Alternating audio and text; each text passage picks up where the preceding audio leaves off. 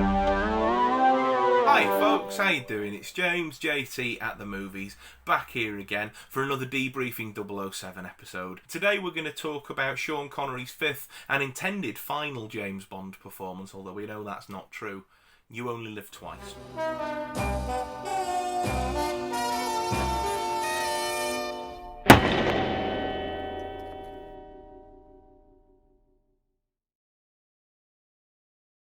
So, You Only Live Twice came out in 1967. It's directed by Lewis Gilbert and actually has its screenplay written by Roald Dahl. A tidbit of information there for you. This film sees Bond mostly going to Japan to try and hunt down Spectre.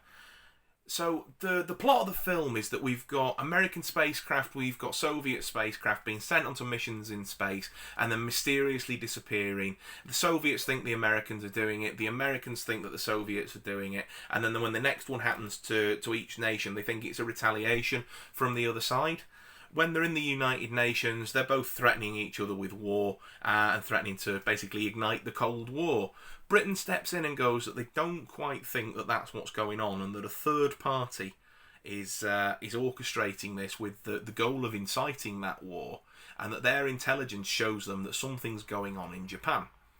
They assign 007 to go to Japan to investigate that.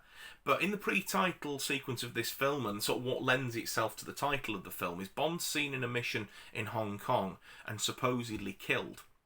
The reason that this is done, and he has a very elaborate burial at sea, and it's all over the newspapers, is to get basically Spectre off his back, because after the events of the first three films, or rather the first three films featuring Spectre, which is Dr. No, Russia with Love, and Thunderball, they're basically hot on his tail and want him dead because he's foiled three of their grand plans at this point.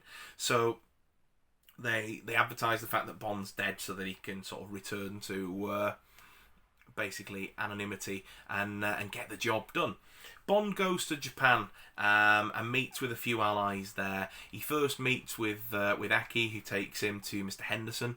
Mr. Henderson, before he's assassinated, basically confirms what Bond and the British Secret Service believe, is that it's not the Russians, it's not actually the Japanese people themselves, nor is it the Americans, but it is actually a third-party organisation doing it. Of course, they believe it to be Spectre. As Henderson's killed, Bond gives chase to Aki, who he's not quite sure yet whether he can trust or not. She ends up leading him to the main ally of this film, Tiger Tanaka, who's a fantastic Bond ally. The pair of them team up and basically start to investigate whether or not something is going on in Japan.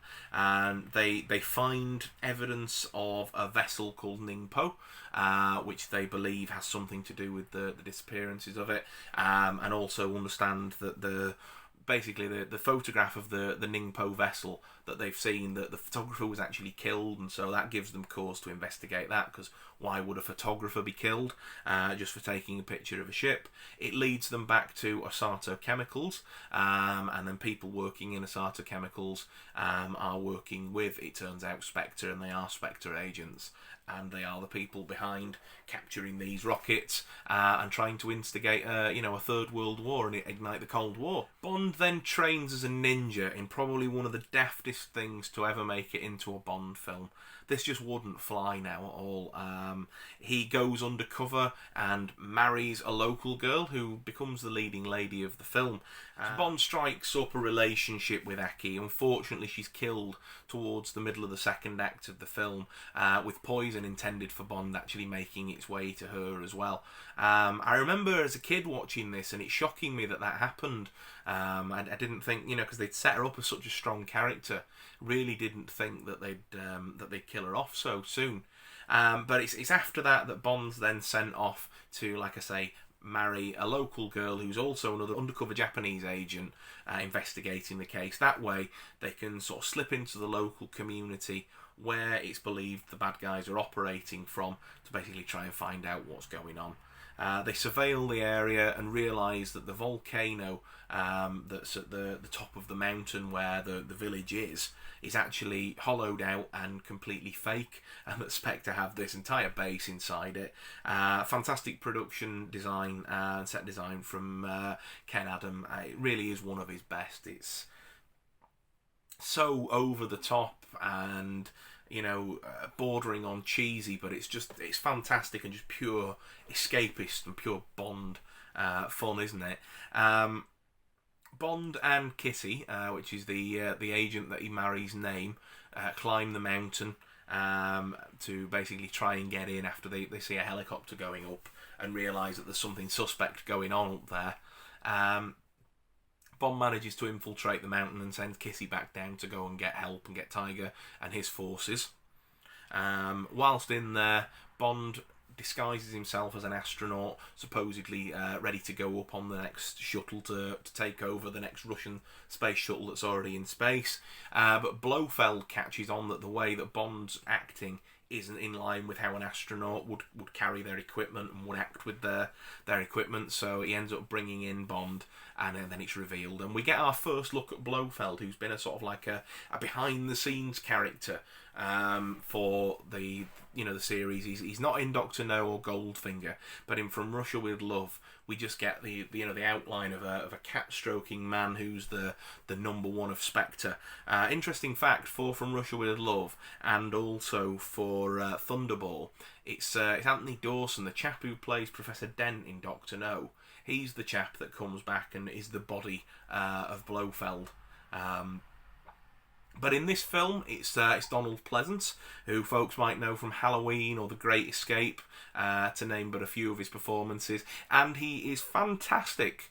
But he's not a physical match for Bond, and while it's a shame that he was recast in the next film, I think it's probably ultimately the right thing, because in Honor Majesty's, Bond and Blofeld need to be more physically and evenly matched, and I suppose in a way it keeps in line with what Fleming did in the novels, because he drastically changed Blofeld's appearance in each of the novels as well.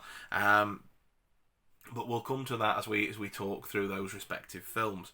Bond, using some of the gadgets that he's been given, manages to set off an explosion which causes mayhem in the base, at which point Tiger Tanaka and the rest of his Japanese ninja army have arrived, and they wage war on Spectre in the volcano lair. Whilst all this has been going on, the rocket that's been sent up to intercept the Russian spaceship and basically instigate that war has left, but Bond manages just at the last moment to blow it up and stop that from happening. He's able, obviously, then to communicate back to HQ what's been going on after the fact. The lair's blown up, and Blofeld tries to kill Bond, but one of the agents throws a throwing star at him and knocks the gun out of his hand. And it's sort of like a we'll meet again type sort of farewell that we get from Blofeld. Though, like I say, Donald Pleasance doesn't come back. And much like the other Sean Connery films, it ends with Connery and his leading lady in a life raft in the ocean, waiting to be rescued by the Allied forces. These plots really are cut and paste, aren't they? But they're fantastic. I love it. This one was one of the ones that was always one of my favourites when I was a kid. In fact, when I was a little boy, this one was my favourite. I thought that the volcano lair was really cool. I loved the whole going into space bit, and it reminded me of, obviously sci-fi films and things like that I'd liked. I thought that the ninjas were really cool. I liked the music. I just thought it was just all brilliant. And as I've got older, it's come down the list. It's not my favourite Connery Bond by any stretch now, and it's probably in the, I can't remember exactly where I ranked it, but if I was thinking off the top of my head, it's probably somewhere in the 15 to 10 range of the ranking sort of thing, and sort of in the well and truly in the category of the ones I just enjoy, but they're not they're not special.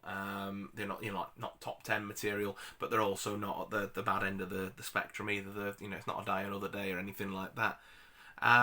And it really is amazing how sort of like your tastes change and how you appreciate sort of different things more.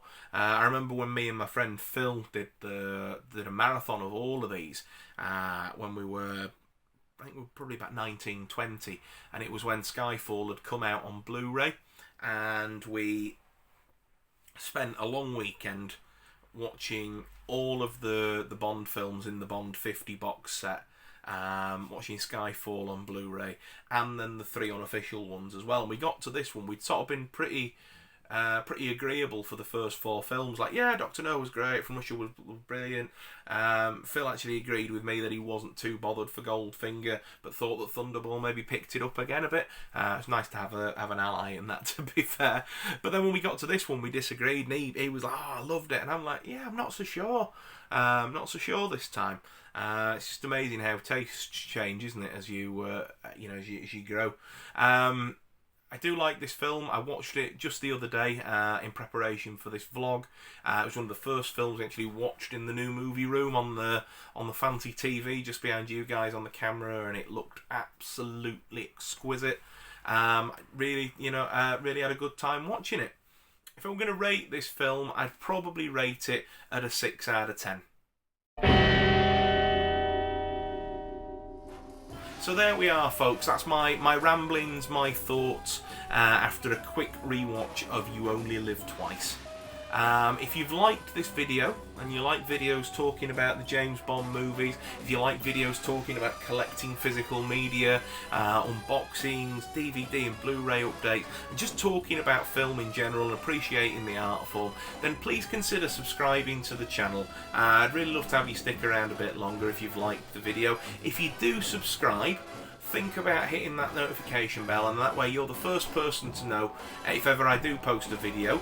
And then just above all else, folks, as I always say, take good care of yourselves, and I will see you again in this series for my review of On Her Majesty's Secret Service, which will be coming out very soon. Take care.